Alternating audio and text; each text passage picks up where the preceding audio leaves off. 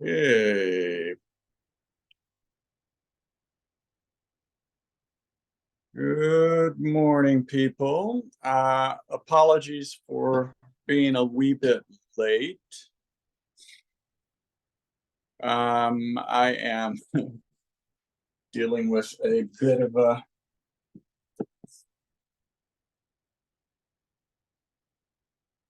computer issue. So we can chat here for a moment.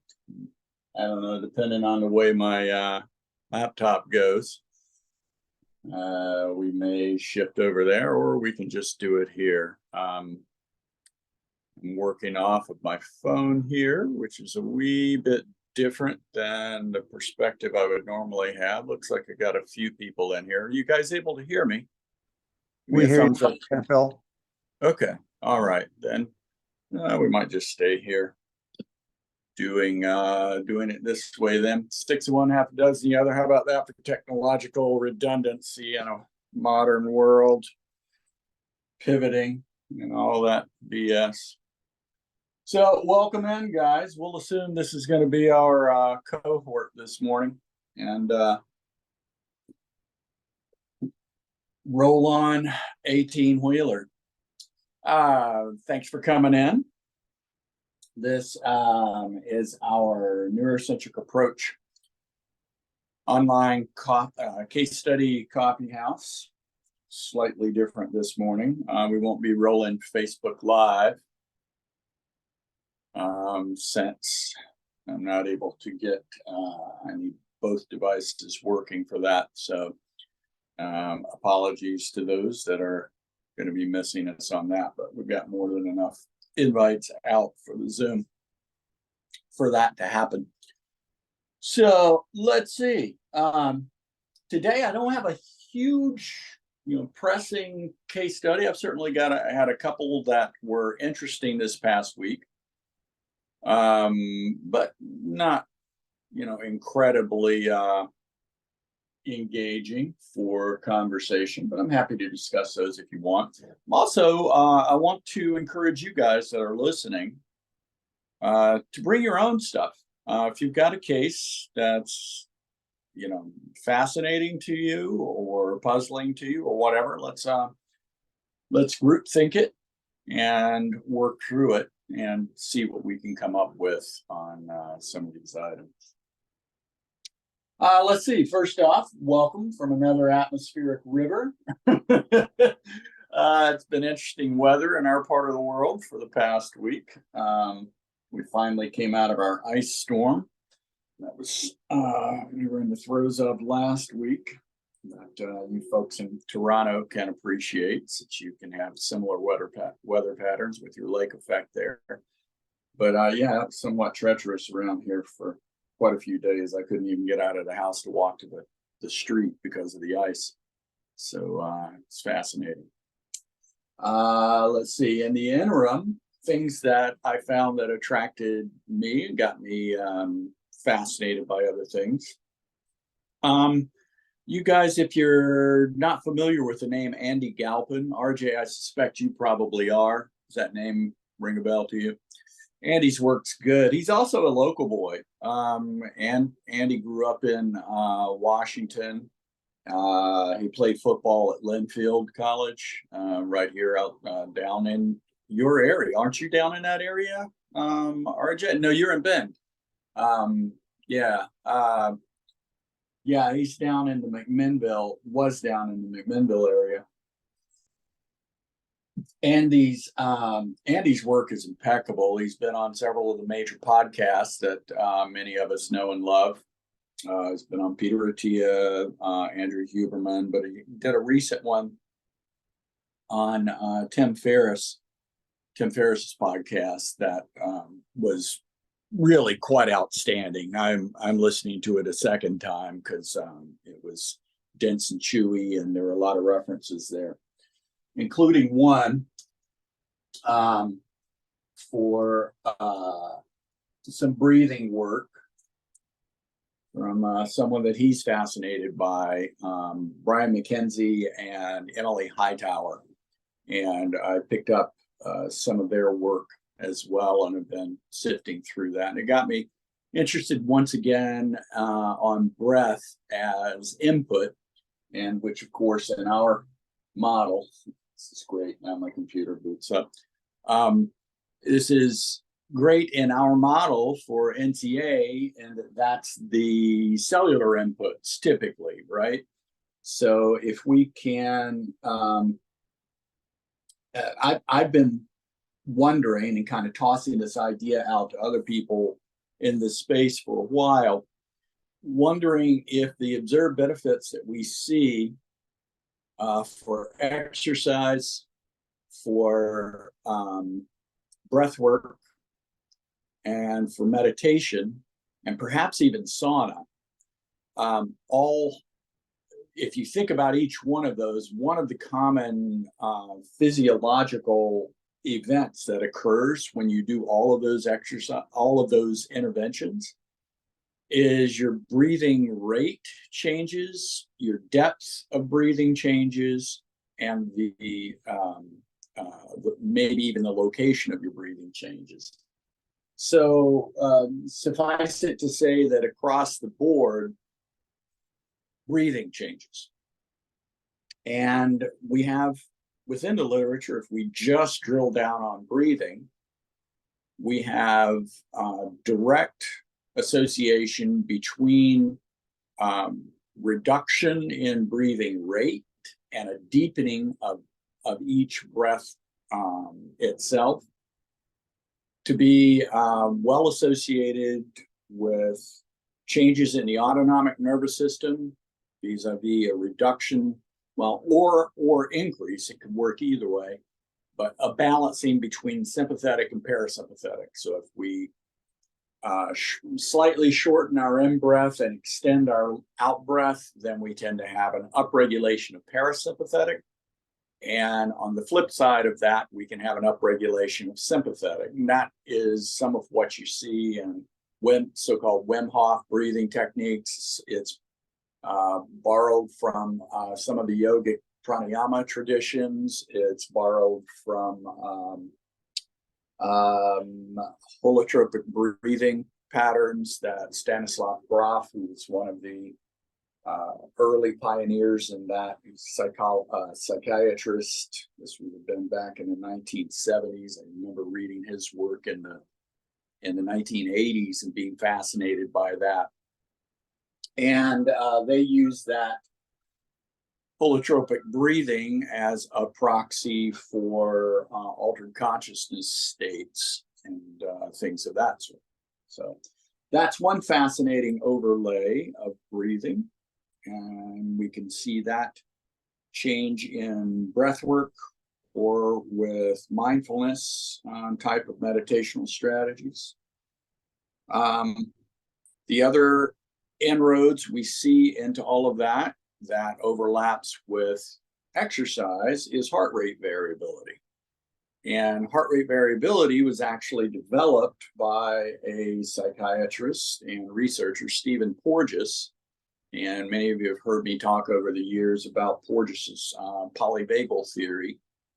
And his work was then subsequently kind of wrapped into some emerging, the emerging field of trauma psychology and treatments there, and people like Bessel van der Kolk and Stephen Levine and other, sort of icons, research icons in that world of trauma psychology.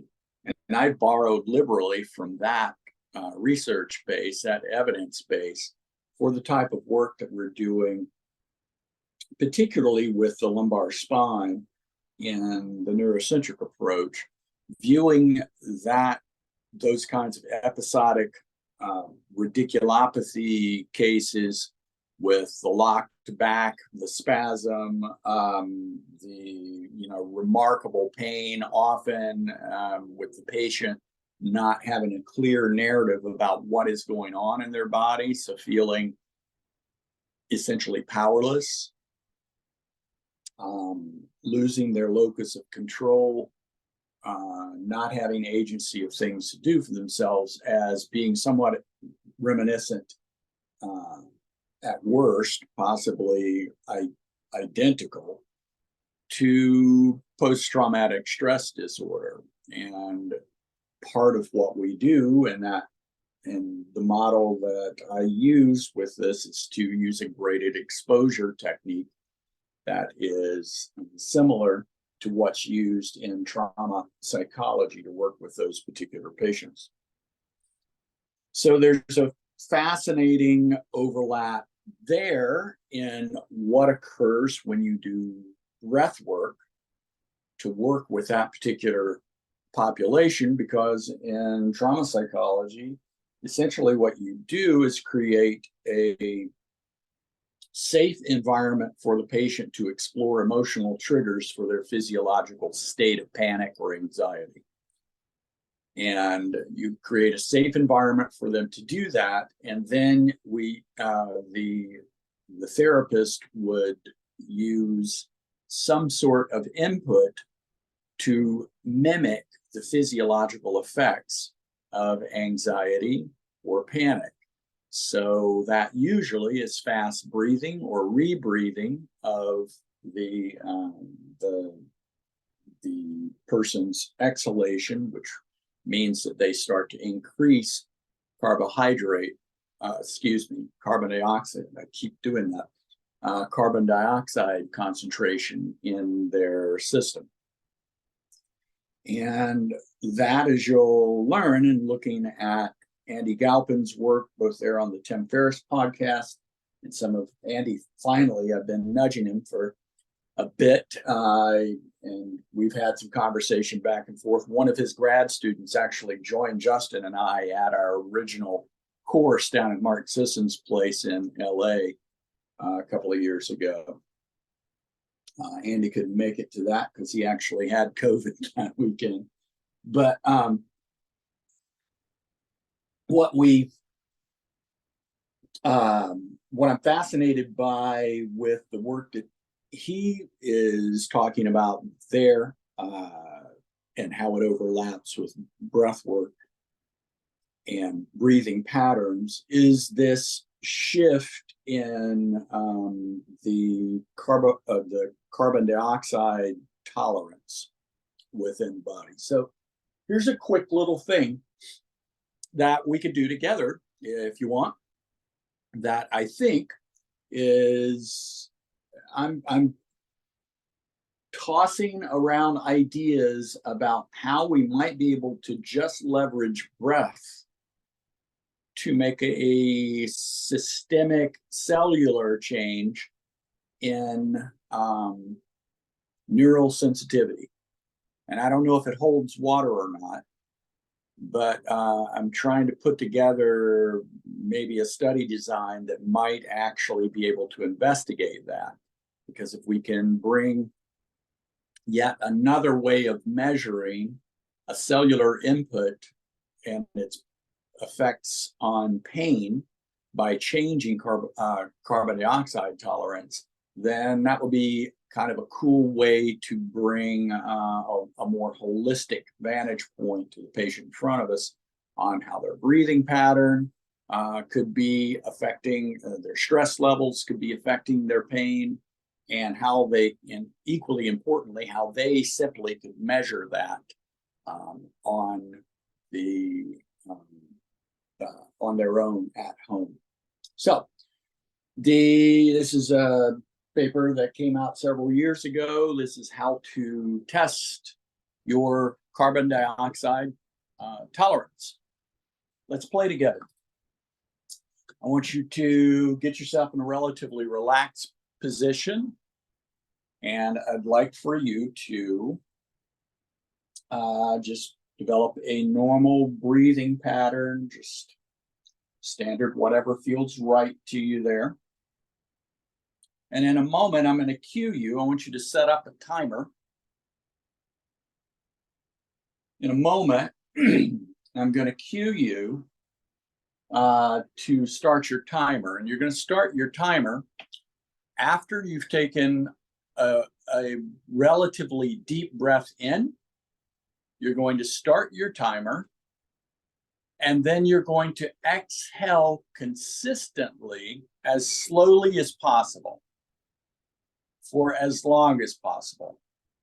And then you'll stop your timer when you either have felt the need to hold your breath, which you'll be able to do for longer than you will to consistently let your breath out, or you're feeling panicky, or you run out of air at the end. And then we'll look at your times and talk a little bit about what those things might mean. Cool? Okay. Now, Mark, you're out for a walk again today, so I wouldn't encourage you to do this because it's not a terribly bad way to make a person that's untrained in this stuff pass right out. So you got to be a little bit careful with this, folks. And some of you have heard about that, and people that are doing like the Wim Hof breathing methodology, that is something that sometimes happens. Folks check right out for a brief period of time. Okie doke. Here we go. You're breathing normally. And now start to take a deep breath in. Don't start your clock until you finish that breath, and you start to exhale. And now.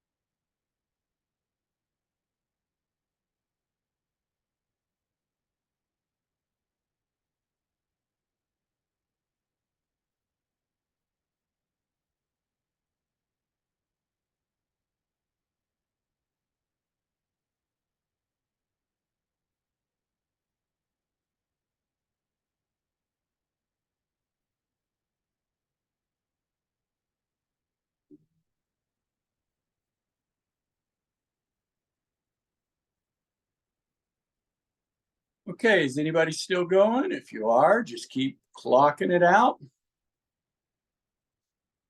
Okay, that's kind of cool. When I first did this about a week ago, I topped out at 45 seconds, which, according to the research on this, would suggest that that would indicate a relatively good level of fitness. And that would correlate relatively well with what my heart rate variability data for my age puts me in.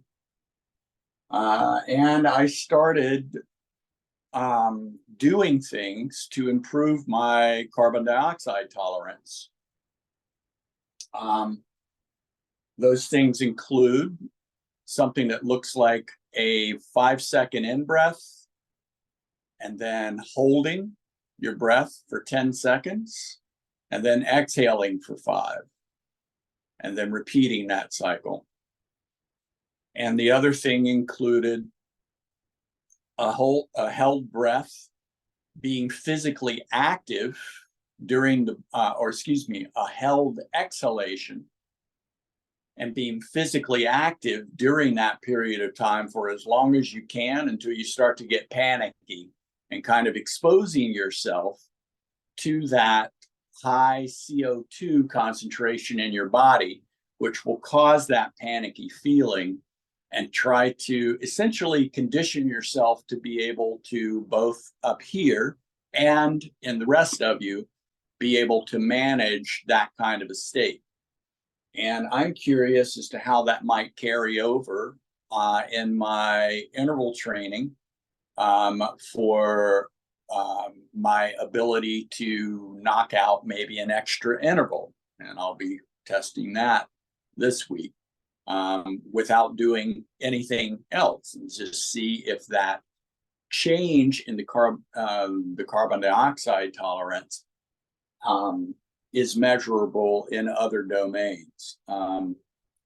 One of the other things I'll be tracking is I have consistent data from my Aura Ring for 3 or 4 years now on nighttime respiratory rate. It was fun to go back and considering all this and review that respiratory rate data,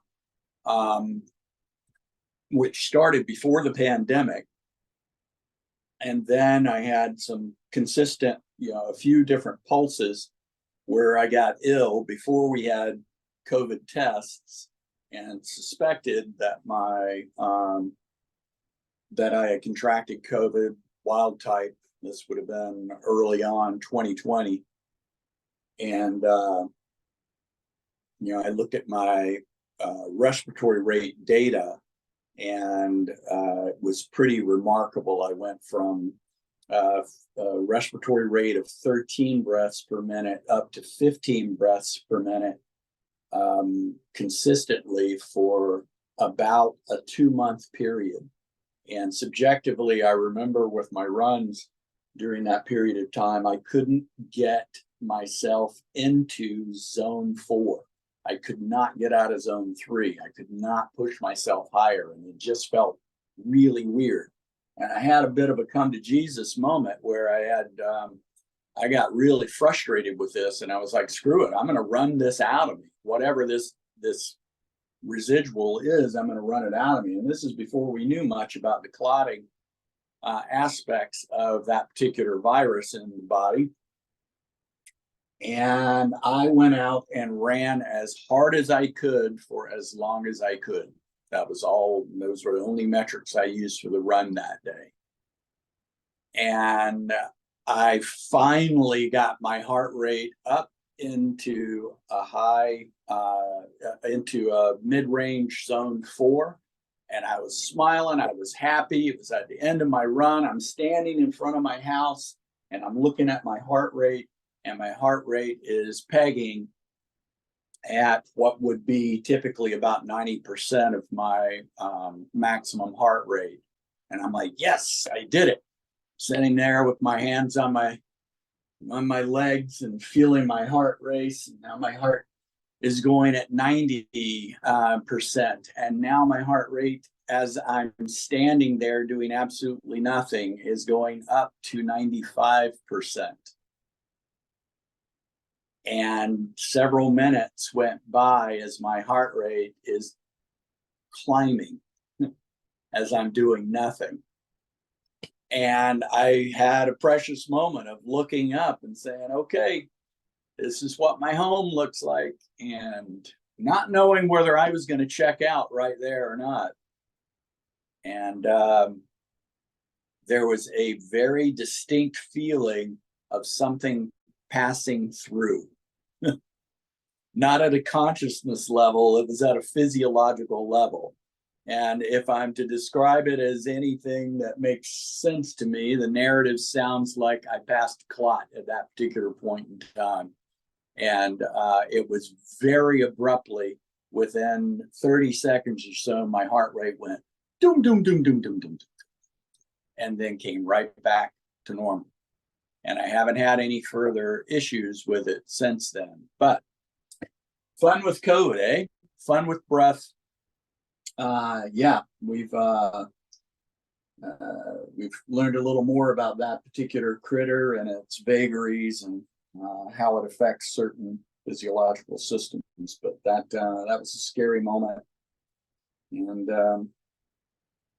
has made me that much more interested in breath work and all, because I was, it was shortly after that I was like, my lungs have taken a beating from whatever this thing is, and I'm going to explore getting my lung capacity and function back. So other things that I'm exploring in that regard that you'll hear in Andy Galpin's podcast there.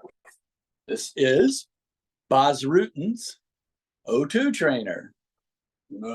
Some of you may or may not know of Bas, but he used to be The heavyweight champ in both UFC and pride fighting.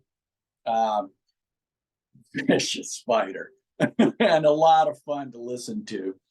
But that is essentially a way to funnel the or reduce and restrict your ability to get air in. So read How to Be Active and explore graded carbon dioxide tolerance. And what they're trying to explore with that, and this is part of what Galpin was talking about, was another variable that you could play with in breath, similar to your heart with ejection fraction. With your breath, it is how much air you're able to actually physically take in with each breath. And you know, we've got tidal respiration here in the mid-range, and you can go well above that intentionally with a conscious, very deep breath, and you can go well below that with a conscious exhalation. And what I would invite you to explore with that carbon dioxide tolerance is, as you're looking at your time, which, by the way, I've put 30 seconds on that test in the period of a week of doing this type of work. And I'm curious as to how that might, play out in those other domains. But as you play with it, start to look at where it is. If we are looking at your entire full conscious intended expiration and exhalation and inhalation as being something like this, I'm envisioning one of those little things like in the doctor movies and everything, where you see a person breathes in and you see the thing go up in the tube. I don't know what the hell you call that. But right in here in the mid-range is your tidal respiration. And then you take a full deep breath in, and it's up here. You take a full deep breath out, and it drops all the way down to here. So somewhere at the bottom of tidal respiration, the elastic modulus of your alveoli is done. So your passive exhalation has occurred, and any further exhalation then requires you to actively contract some of your respiratory muscles to squeeze the lungs further to create a negative air pressure in the lungs and so forth, or a positive air pressure in the lungs, and force that breath out. I would suggest start tracking where that range is when you get to the bottom of your elastic recoil of the alveoli, and then you have to physically start pushing breath out of your body. I'm finding that fascinating. So, fun with breath. Some inroads there. I'd be interested in discussing that further over future weeks and stuff. I'm going to be playing with as much of Andy Galpin's material as I can, because I think it's another good adjunct for us to incorporate in the exercise and the cellular aspect buckets on the neurocentric approach material. And Andy is a good evidence-based evidence generator and accumulator of evidence there. So other ththings, I sent an email out this morning to Douglas Zochodny, Zochodne. He is a professor of neurobiology at the University of Calgary.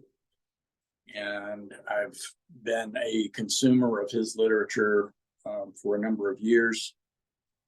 He's got a lovely text out on regeneration of nerves, peripheral nerves after injury. And I'd like to talk with him about that, and about a recent paper he had about a more specific version of that, specifically in people with diabetic neuropathy, and possible ways to help with those conditions and those particular patients. I sent an email out to him and see if he would be willing to come and join us on one of these. And if that is indeed the case, then we'll have a session one day where we'll go back and review some of his papers to kind of get you guys warmed up, help you develop questions and think critically about material, and maybe weigh in and ask him some questions and things like that. Let's see, what else? We're going to talk about case studies this week. First off, has anybody got any questions about the stuff we've already talked about, or does anybody have any case studies of their own that you want to toss out in front of the group, have us chat out? Just 2 questions for you, Dr. Snell. What frequency are you doing the CO2 tolerance training at? Like, how many are you doing it every day? Are you doing it twice a day? I tried to put something together that I felt like would be relatively easy for me to incorporate, and also to test that theory for a couple of weeks to see how consistent I am with it. Because ultimately I probably would like to put together, either formally or informally, maybe with this group, maybe with social media, with evidence-based chiropractic forum, or with our mailing list or whatever. I'd like to get others to kind of play with this and see what kind of data we might get. What I've come around to is 10 minutes cumulative throughout the day. And that could be as simple as, like, while Mark is out on his walk, spending a few moments focusing on your breath and what you're doing with it. And then consciously playing a specific rhythm, kind of like what I was talking about before. 5 seconds in, breath holding for 10, 5 seconds out, and repeating, and so forth. And stopping short of feeling any kind of lightheadedness, but right at that edge, and playing that edge, kind of like we would play that edge with our interval training and such. So I think that might be a doable thing. And then tracking your carbon dioxide tolerance and see if it has any changes.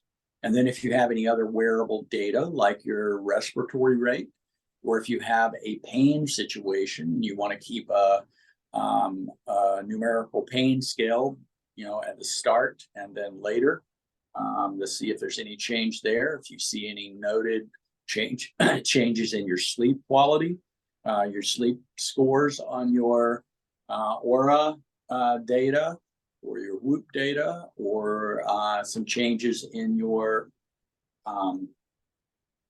deep sleep versus REM sleep kind of stuff. I think that will be fascinating. And HRV data, if most of us have got that on our Apple Health widget. That's not a very accurate way of measuring HRV.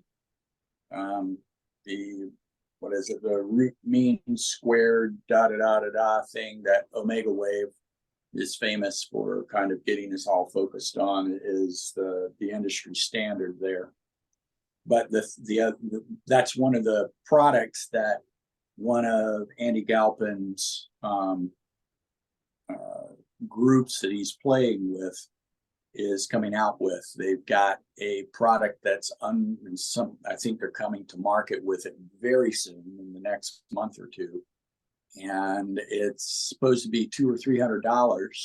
I think it's a chest strap that you wear overnight.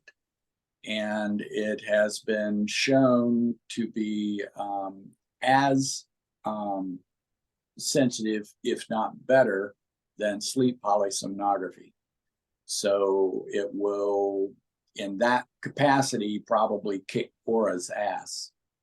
But I'm still partial to Aura, if only for the reasons of some of the other things that are going on in the periphery with Chris Duffin and others at Kabuki, where Kabuki will, by intention over time, our grand goal there is to turn that into essentially a lifestyle brand, how to bring strength into better respect beyond the meathead kind of mentality that exists out there, to being something that is pursued with the same level of veracity and intent that cardiovascular fitness is, for reasons that it is enjoying more research that's showing that it is as important as maintaining good cardiovascular health in health span and lifespan. So among the people that are interested in helping to fund those kinds of long-term endeavors are angel investors that are also behind Aura and also behind other major lifestyle brands and even major sporting teams and stuff out there in the big four of professional athletics. So we've got some very interesting years of playing together ahead of us at Kabuki. And there's some materials that Chris has designed that will be playing into what, again, grand goals. We don't underthink things there. This would very possibly be change the face of how people use resistance exercise in a gym type environment, a clinic type environment, or a home type environment. Essentially, some of the products they're bringing to market will be able to reduce the cost of gym equipment, reduce the amount of space that that gym equipment occupies, and look better and look really effing cool. So when you're able to check off the good, fast, or cheap, pick any two, and now you get all three, it's that's pretty cool. They're one of the things that they're integrating with is a product, RJ, you'll be interested in checking this out. It's called Arena, ARENA. It's a little box that you stand on right now, is the way that it's designed, and it looks and behaves a lot like a K-box for flywheel training. But rather than a flywheel in it attached to a cable, it's a motor.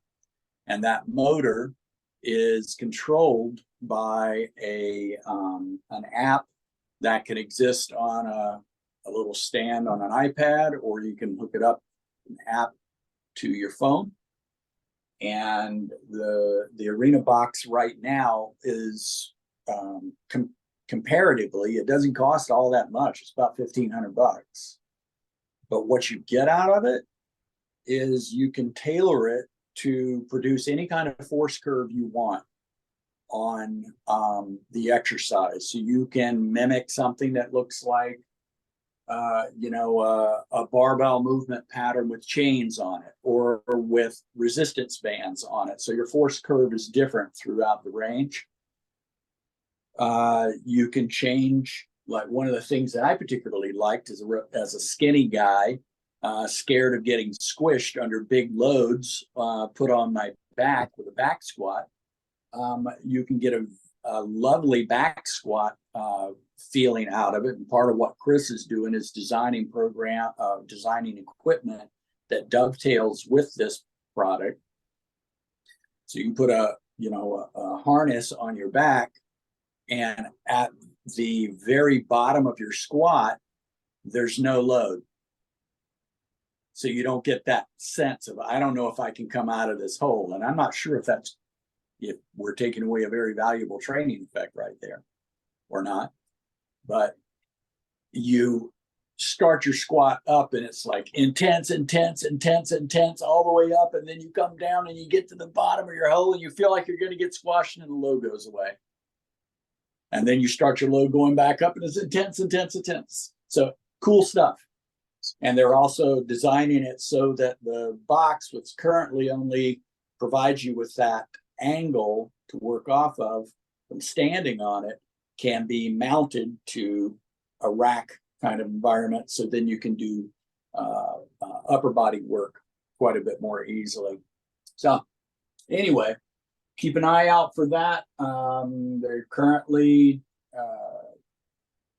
working deals with 24-hour fitness on and putting together prototypes for this.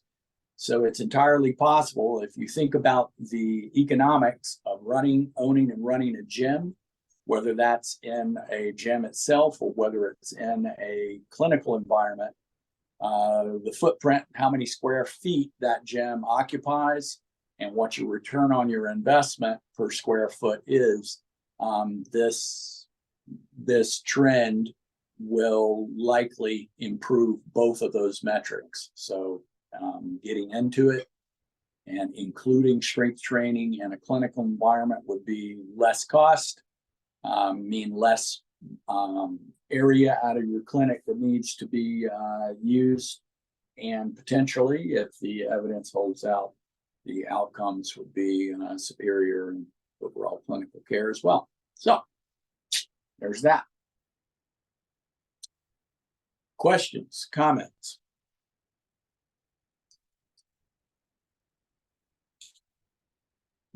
Okay, I'll throw out a patient I had this week.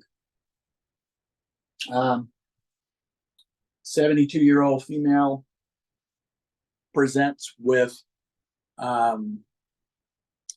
severe right posterior leg pain, identified as by her as sciatica, of 3 weeks duration and gradual onset after a slip and fall before the ice occurred, and a clean fracture of the distal radius and ulna. She was casted, treated by orthopedics, casted for the standard period, and she had a lot of pain in the arm, of course. So she carried her arm like this and in a painful antalgic right lateral bending position for several weeks. During that period of time, she started to experience some pretty significant right leg pain, very significant. When she presented, she described it as on her 0 to 10 scale of severity as 14. As I was, it was her neighbor who brought her in, her neighbor who I've seen him and his entire family for a number of years. And he brought her in, and he gave me a heads up that she was a handful, as he said. She was, she lived alone. She was a widower or a widow of 2 years duration, still processing the grief from losing her husband of 50 years marriage, partly processing that grief with alcohol and cigarettes, and no kind of exercise, but well-to-do, sharing her time and sharing her money for good philanthropic endeavors around the Portland area. But yeah, it was very apparent early on that she didn't have high hopes or high expectations. She felt like she was being busybodied into the clinic, but damn it all, she hurt and she decided to give it a shot. But she wasn't going to be anything other than crotchety as hell throughout the entire process. And I love that. I like that piss and vinegar. So we've got those interesting comorbidities. Visual inspection, she's still carrying the arm like this, even though it's casted. She's got, she reported that her pain was directly over the break and distal to that. And she's got visible swelling throughout the entire distal part of her hand. She reports, though, that her pain in her hand is not all that noticeable. She's also carrying her shoulder in a very antalgic position. And she's bent like this. So the very first thing that I did, just looking at her visually as she's in the waiting room, she had found a recovery or a relief position by pitching forward in her chair while she's sitting. So, we're thinking, what makes the most sense to me is we've got someone with some concomitant lateral recess stenosis from spondylosis, normal in a lifetime at her age, that likely has become symptomatic as a radiculitis with her antalgic position, which she keeps adopting to favor the right arm. And now that's become, to my mind, more of a maladaptive motor behavior than anything else. So I just explored. Very first thing while she's sitting in the chair, I said, okay, I want you to stay where you are there, but I just want you to tilt over to the left. So now I'm trying to get her away from that threat of putatively of a spondylophyte laying on a lower lumbar nerve root. And as she stayed in that position, and I had to keep coaching her to go back there while I played with her hand, while I played with her arm, while I played with her behavior of that, and while I brought her attention to the shoulder. And I told her, I said, I'm not all that concerned about the pain that you came in here with in your leg, because I think we can do a lot to fix that relatively quickly. I'm mostly concerned about your shoulder. He said, you've been carrying that shoulder in a fixed position like this for a long time, and shoulders don't like that. And everything will tighten up around that shoulder in a way that will prevent movement going forward. And then we'll have another kettle of fish to deal with after your hand stops hurting and after your leg stops hurting. So partly, I'm being truthful to her from my line of reasoning, but partly I'm also trying to distract her mind, her conscious mind, from what's going on in her hand and what's going on in her leg.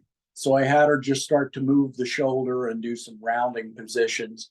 And I had her to consciously keep straightening her elbow, not even really focused on the hand or where the break was. I'm just looking at changes in behavior.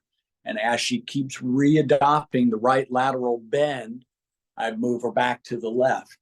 And I'd say, I'm not all that concerned about your leg. And she looked at me just like with heat and venom coming out of her eyes. She's like, what do you mean you're not caring about my leg? That's why I came. It's a 14. And I said, are you sure? I said, check in with your leg. How bad's your leg? And she's like, I said, well, how bad is it? 0 to 10. It's about a 6. I'm like, okay, so you've had better than 50% improvement in your pain just sitting here and sitting in that way. Okay, so I want you to keep doing that. And then I went and started doing a little more focal work on the hand and on the arm, kind of exploring different positions and see if we've got a little, if the swelling that I'm observing is swelling that's of a neurogenic origin, or whether that swelling is from other causes. And she's got somebody else writing her, and she's starting PT in 2 weeks, and we don't need to get too many cooks in the kitchen, but nobody's talked to her about this. And nobody really talked to her orthopedist that, she mentioned her leg hurting so much. Her orthopedist said, well, it's because of the way you're carrying yourself here. Don't do that. And that's all they gave her. I said, well, what do you mean? What can I do about all this? And they said, well, we treat wrists. That's what we treat. And that was what she got from orthopedics. She said, talk to your physical therapist, whom you're not going to see at that point for 3 weeks. So that was an interesting encounter there, because we went from that point of just offloading the nerve in a sitting position, because she consistently had her symptoms. They wouldn't be present in the morning when she first wake up, and they really weren't very noticeable until 2:30 or 3:30, 2:30 to 3 o'clock in the afternoon. And that was reliable.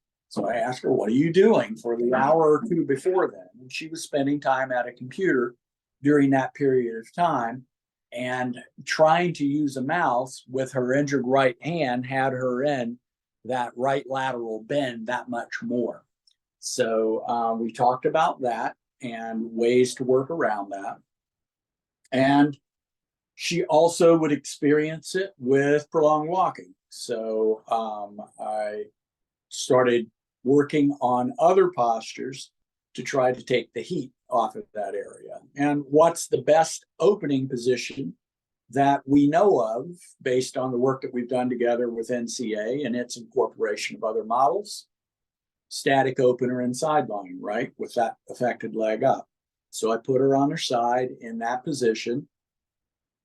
She had worsening of her pain now for the first time in her shoulder and in her arm, laying on her side with her leg tilted over.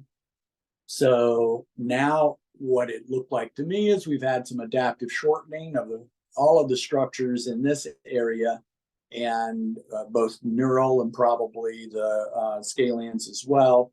And then when her head tilts over like this, we've got a mechanism to worsen the neural entrapment of all of the involved neurology downstream here. So what we do, just put a pillow under her head, take that strain off, and then this is okay for her to lay in that position. And we stayed in that position while I continued to play with the hand and work on her of doing various positions of rotation and such that she said that she couldn't do, and she was able to subsequently regain as we stayed in this position. She reported after 3 or 4 30-second reps there in that position that her pain had dropped to a 2. So I then went into explaining to her, and this is the pain in her leg. I went to the next shot of explaining to her what we were doing and why. I brought out the models and showed her, and I said, this is like a bruise anywhere else on your body, except this bruise happens to be on a neural structure, on a nerve, if you will. And if you keep tapping that bruised area, it's hard for it to heal. So we're going to just get off of it frequently and repetitively throughout the day so we can give it a break. And then I gave her some similar, I said, we want you to get out and move a little bit. So now we want to get her moving to try to work on that cellular aspect, get her breath involved in here and such. So we want to get you out moving and walking some more. So we're going to anticipate that when you do, your symptoms might come on. So when they do, here are some things you can do in standing. And I gave her some antalgic positions to kind of work into, to do repetitively. And then we challenged that before she left, and she was indeed able to reduce the symptoms when they came on. And I said, if that's not enough, then find a bench to sit down on it and adopt the sitting posture. So now we've got a standing, a sitting, and a lying relief posture, and instructions about why that helps, so that she has a little better understanding and a narrative, so it starts to make sense from the top-down approach. And we have some recommendations on frequency of how often to do that during the day, to just string together times of cumulative benefit so that the nerve gets a break metabolically and is able to essentially heal. And later we can start working on the mobilizations and everything to restore its elastic modulus, to restore neuromobilization of its movement versus other structures, and to start weighing in on the shoulder and the wrist, and to tag team that with PT when she starts that. So that was kind of a fun one. She liked me better when she left. Yeah, going down from a 14 to a 2 was kind of lovely. Thoughts, considerations, input?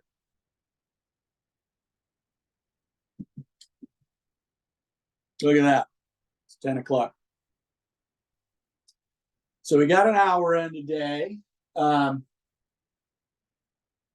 you requested last week the session on peripheral neuropathy and DDX in the clinic. I am still eyeballing that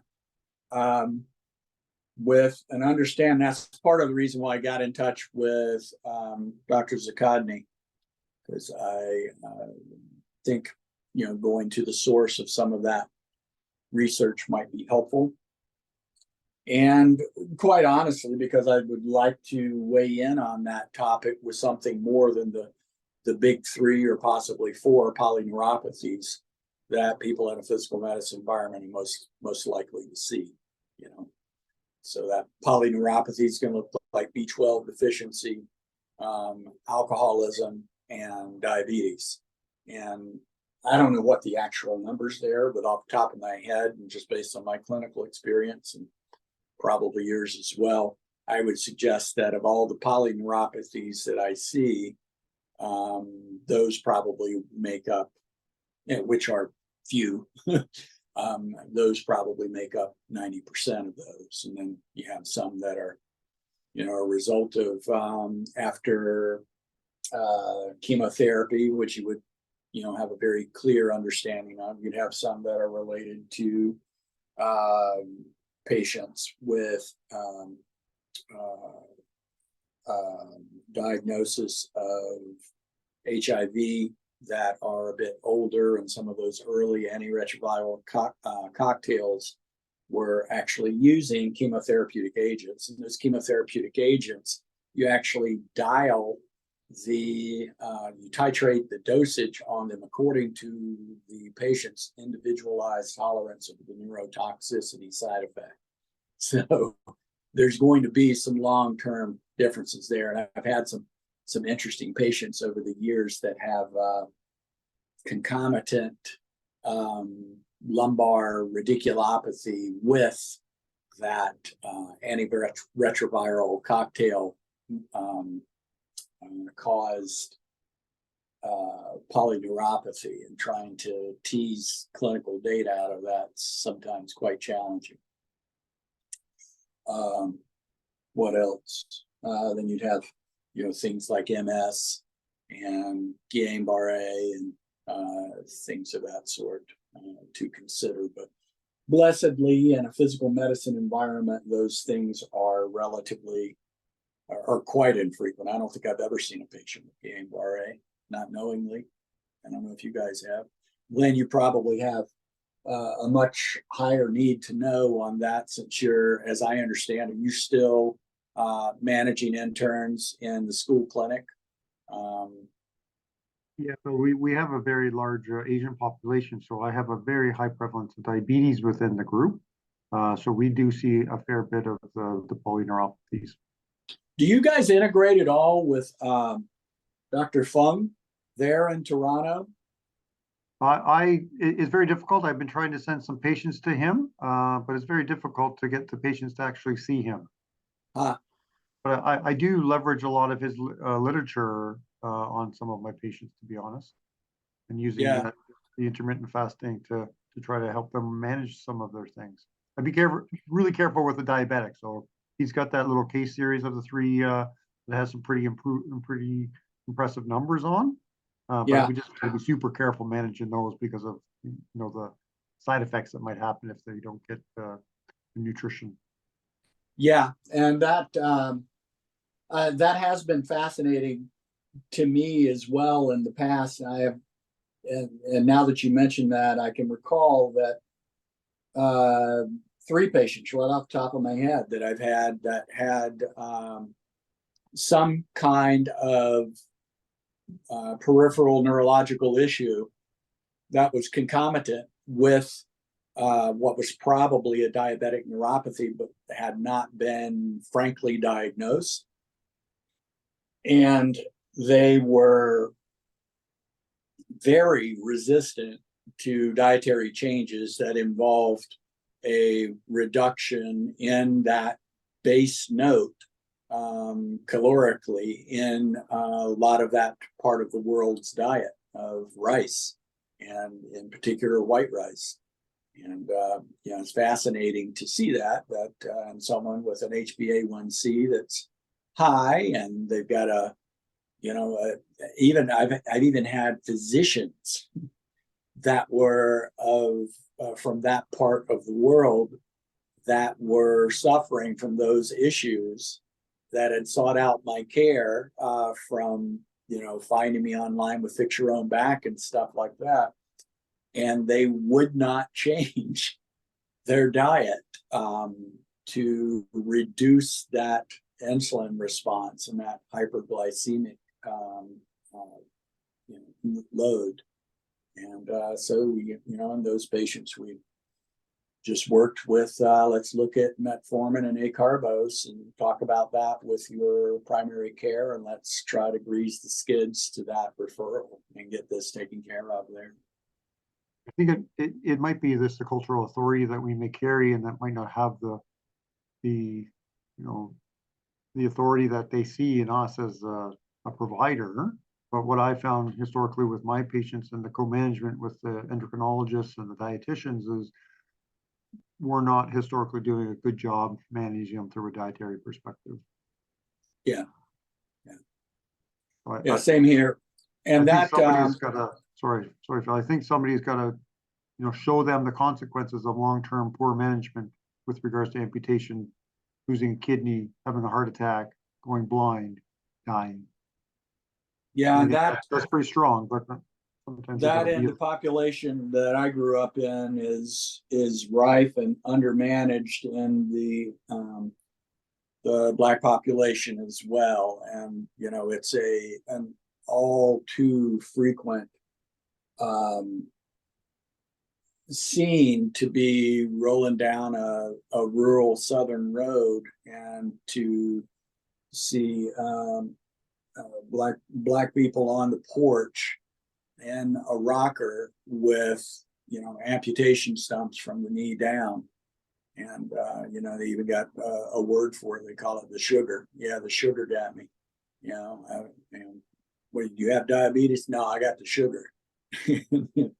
It's it seems a completely underserved population in that regard, and I certainly saw that as well in the First Nations population there in the Winnipeg area when I taught there. I remember when Ian Ledger and Tim Petherick hosted me there, they brought me into the medical school, which is where we did the presentation. And we went and had lunch in the cafeteria there. And it was amazing, the indigenous population there. In the cafeteria, it was almost completely people over 300 pounds of indigenous heritage.